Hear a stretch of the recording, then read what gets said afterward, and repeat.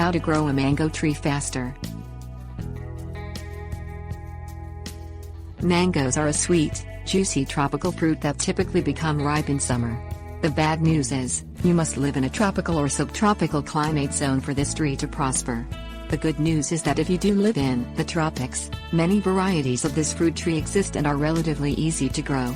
Grafted trees grow and produce faster than trees you grow from seed. Thus, if you start right, you will be enjoying your own homegrown mangoes within 2 to 4 years. Things you will need. Grafted mango tree, compost, shovel, fertilizer. Grow your grafted mango tree under the most conducive environmental conditions. Trees must have full sun and fertile soil. Add organic compost to the planting area at the ratio of 1 part compost to 4 parts soil. Water new trees 2 or 3 times the first week, flooding the area surrounding the trunk. During the following few weeks, water your tree once or twice a week. Pull weeds around your tree and keep them pulled. Mulching with organic materials such as compost will help you keep weeds away. Fertilize your tree after new growth begins, giving it a high nitrogen plant food monthly until fall. Increase the amount of fertilizer as the tree grows larger.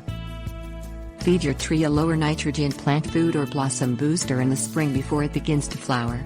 This will encourage flowering and fruiting. Refer to product instructions for correct application.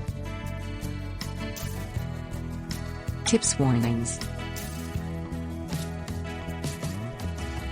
If you fertilize with a plant food such as ammonium sulfate, which has an NPK ratio of 21:0, sprinkle cup on the soil surrounding the trunk during the tree's first year, then increase this dosage to 1 cup per month during its second year and 2 cups the third year.